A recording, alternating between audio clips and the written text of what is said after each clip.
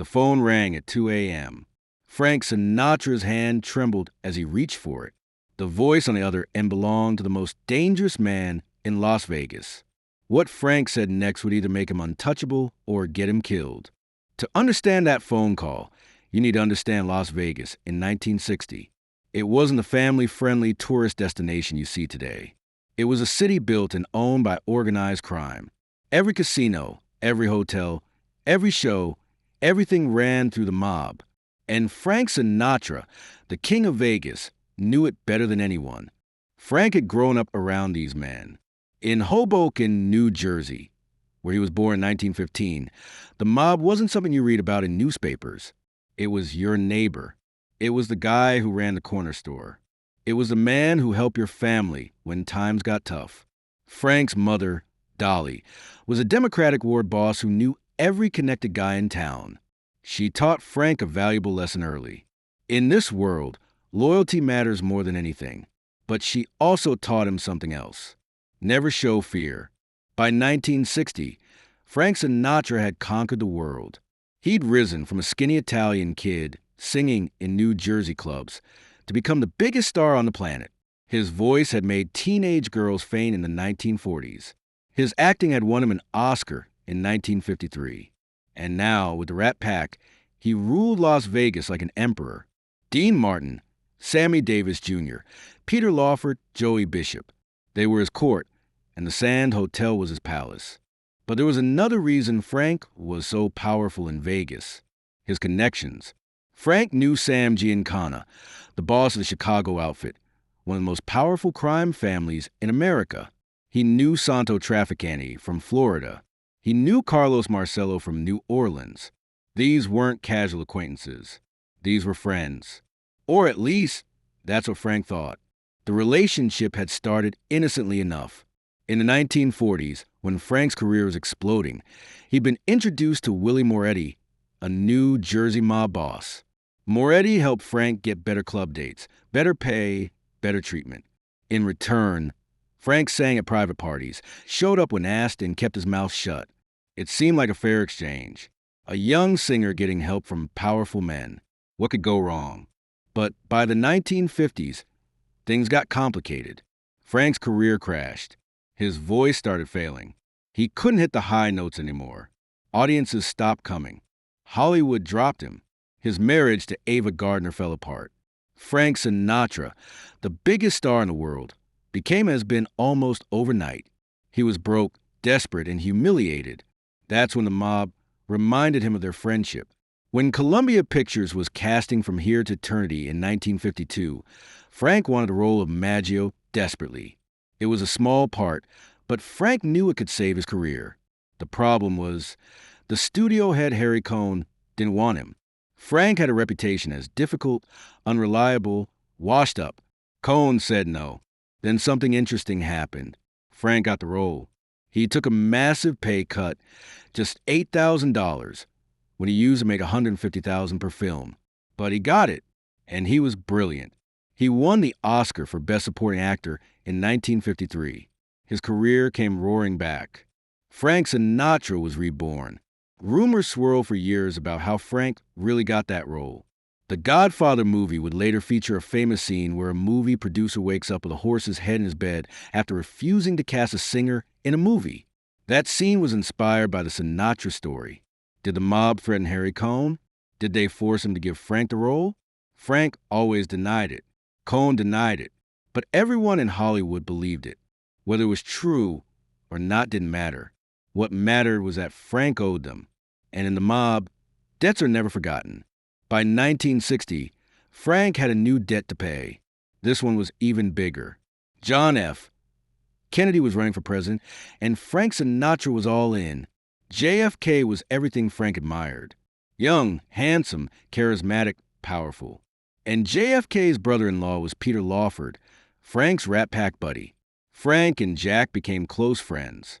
They partied together, chased women together, shared secrets together. But Frank wasn't just supporting JFK out of friendship. He was supporting him with mob money and mob muscle. Sam Giancana controlled Chicago, one of the most important cities in American politics. Giancana could deliver votes, lots of votes, through control of unions and political machines. Frank became the bridge between JFK and the mob. In the 1960 primary, West Virginia was crucial. JFK was Catholic, and West Virginia was heavily Protestant. He was losing badly. Frank called Giancana. Money flooded into West Virginia. Suddenly, union members were getting paid to campaign for Kennedy. Poll workers were getting cash. Vote counters were getting incentives. JFK won West Virginia by a landslide. The momentum carried him to the nomination. Then came the general election. Illinois was a key state, specifically Chicago. Richard Nixon and JFK were neck and neck. Giancana delivered. On election night, Chicago's votes came in late, very late. When they finally arrived, they were overwhelmingly for Kennedy.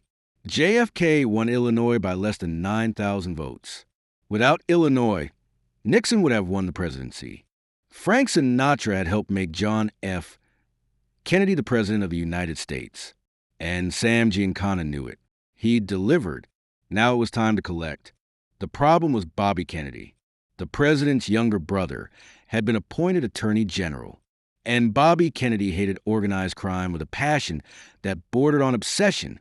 He launched the most aggressive campaign against the mob in American history. He empowered J. Edgar Hoover's FBI to wiretap, surveil, and harass mob figures constantly. And one of Bobby's main targets was Sam Giancana. FBI agents followed Giancana everywhere. To restaurants, to golf courses, to his home. They parked outside his house 24 hours a day. They questioned his friends, his family, his associates. They made his life hell. And Giancana was furious. He'd helped put JFK in the White House. He'd delivered Chicago. He'd spent money, called in favors, taken risks. And this was his reward? Constant FBI harassment? Bobby Kennedy treating him like public enemy number one? Giancana tried reaching out to JFK through back channels. No response. He tried talking to other Democratic politicians he'd helped. They ignored him. He tried sending messages through mutual friends. Nothing worked. The Kennedys had gotten what they wanted, and now they were cutting ties. That's when Giancana called Frank. It was June 1961. Frank was in his suite at the Sands, the penthouse on the top floor with a view of the entire strip. He'd just finished his midnight show. Dean had come up for drinks. They were laughing about something Sammy had done on stage when the phone rang. Frank's assistant answered it, listened for a moment, then turned pale. "Mr. Sinatra, it's for you. It's Sam Giancana." Dean immediately stood up. "I'm going to head out." "Frank." Frank nodded. Dean knew better than to be around for this conversation. Frank took the phone. "Sam, how are you?" "How am I?" Giancana's voice was tight with rage. "How do you think I am, Frank? I got FBI agents living in my front yard. I can't take a shit without them knowing about it. That's how I am." "Sam, I don't know what I can do about that. You can talk to your friend Jack. You can remind him who put him in that office. You can tell him that Bobby needs to back the fuck off before this gets ugly." Frank felt his stomach tighten. "Sam, Jack's the president now. I can't just call him up and tell him how to run the Justice Department." There was a long silence on the other end. Then Giancana spoke, his voice ice cold. "You made promises, Frank. You said if we help with the election, things would be different. You said we'd have a friend in the White House. Instead, we got an enemy. You need to fix this." "I'll try, Sam. I'll reach out. You better do more than try." Giancana hung up. Frank sat there holding the dead phone, his mind racing. He'd been in tough spots before, but this was different. He was caught between the President of the United States and one of the most dangerous mobsters in America, and both sides expected him to deliver. Over the next few months, Frank tried. He called Peter Lawford and asked him to talk to Jack. Peter said he'd try, but didn't sound optimistic. Frank wrote letters. He sent messages through mutual friends. He even tried calling the White House directly. Nothing worked. JFK wouldn't take his calls. Or more accurately, JFK was avoiding his calls. The truth was becoming clear. The Kennedys were done with Frank Sinatra. He'd serve his purpose during the campaign. He'd raise money, delivered mob support, made JFK look cool and connected. But now that Jack was president, Frank was a liability. The FBI had files on Frank's mob connections. If those became public, it would be a scandal. Better to cut ties now. For Frank, this was devastating. He'd truly believed in his friendship with JFK. He'd thought they were close, that he mattered to the president. He'd even built a helipad at his Palm Springs compound specifically for JFK to use when visiting. He'd renovated his whole house to accommodate presidential security. He'd been so proud to host the president. Then, in March 1962, Frank got the news JFK was coming to California, but wouldn't be staying at Frank's house. Instead, he'd be staying at Bing Crosby's place. Bing Crosby, Frank's rival, a Republican. The message was clear. Frank Sinatra was no longer welcome in JFK's inner circle. Peter Lawford delivered the news personally. Frank, I'm sorry. Bobby found out about your connections to Sam. He told Jack it's too risky.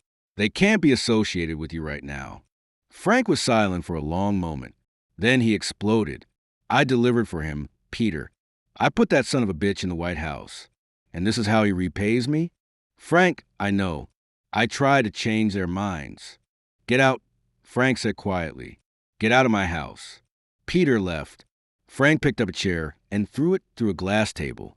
Then he ripped out the helipad he'd built for Kennedy with a sledgehammer. But the worst was yet to come. Because now Frank had to tell Sam Giancana that he'd failed. That the Kennedys weren't going to help. That Bobby was going to keep coming after the mob. And Sam was not going to take that news well. Frank avoided the call for as long as he could. But you can't avoid Sam Giancana forever. It was 2 a.m. on a Saturday in June 1962 when the phone rang. Frank knew who it was before he answered. Yeah, Sam. Have you talked to Kennedy? Giancana's voice was calm, which was somehow more terrifying than if he'd been yelling. I tried, Sam. I really did. But Jack won't take my calls. Bobby's got him convinced that any connection to us is too dangerous. So that's it? We deliver the fucking presidency, and they just shut us out? That's it. There was a long pause. Frank could hear Giancana breathing on the other end. Then Sam spoke, and his voice had an edge Frank had never heard before. Frank, you understand what this means, right? You made promises. You gave us your word. In our world, a man who breaks his word doesn't last long. Frank's blood ran cold. Sam, I didn't break my word. I tried. The Kennedys broke their word. From where I'm sitting, you're all the same. You Hollywood guys, you politicians, you promise everything and deliver nothing. You know what we do to guys like that? Frank's hand tightened on the phone. Are you threatening me, Sam? Another pause. Then Giancana laughed, but it wasn't a friendly laugh. Threatening you? No, Frank. We're friends, remember? But here's the thing about friendship. It goes both ways. You can't just take and never give back. Eventually, the bill comes due. What do you want from me? I want you to understand something. You're done with the Kennedys? Fine, but you're not done with us. You owe us, Frank. And one day, we're going to collect. When we call, you answer. When we ask, you deliver. No excuses. No delays. Are we clear? Frank wanted to say no. He wanted to tell Giancana to go to hell. But he knew what happened to people who defied Sam Giancana. They disappeared. They ended up in Lake Michigan wearing cement shoes. They got shot in the back of the head and left in a ditch. We're clear, Frank said quietly. Good. Because, Frank, you're a talented guy. I like you. I'd hate to see anything happen to that pretty face of yours. Or to your career. Or to your family. You understand what I'm saying? I understand. Good. Enjoy the rest of your evening. Giancana hung up. Frank sat there in the dark, the phone still in his hand. For the first time in years, Frank Sinatra was truly afraid. He'd survived poverty. He'd survived career failure. He'd survived scandal. But this was different. He'd gotten caught in a war between the government and the mob, and there was no safe side to be on. The next few years were the most dangerous of Frank's life. The FBI intensified their surveillance of him. J. Edgar Hoover, the FBI director, had a massive file on Frank detailing every mob connection, every questionable deal, every compromising situation. Hoover wanted to destroy Frank to send a message. If Sinatra could be brought down, no one was safe. Meanwhile, the mob kept calling in favors. Giancana would ask Frank to perform at private parties for mob bosses. Frank couldn't refuse. Other mob figures would ask Frank to carry messages or arrange meetings. Frank did what he was told. But Frank also tried to distance himself. He sold his shares in the Calneva Lodge, a casino on Lake Tahoe that he'd owned with Giancana. He stopped doing as many Vegas shows. He focused on his recording career and film work, trying to stay away from the situations that got him in trouble. In November 1963, everything changed. President Kennedy was assassinated in Dallas. The mob was immediately suspected by some conspiracy theorists. Had Giancana ordered the hit? Had the mob gotten revenge for Bobby's crusade? Frank knew Giancana well enough to know he was capable of it, but he also knew better than to ask questions. When Frank heard the news of JFK's death, witnesses said he cried. Despite everything, despite the betrayal, Frank had genuinely cared about Jack Kennedy. They'd been friends once, real friends, and now Jack was gone. Bobby Kennedy blamed Frank irrationally. In Bobby's mind, Frank had introduced the mob element into Jack's life. If Frank hadn't connected them to people like Giancana, maybe things would have been different. It wasn't fair, but grief isn't rational. The assassination changed the power dynamics in Vegas and in organized crime. The government's war on the mob intensified. Giancana eventually had to flee the country, living in Mexico and then South America to avoid prosecution. Other mob figures were arrested, convicted, or killed in internal power struggles. Frank survived. He learned the most important lesson of his life. Power is temporary.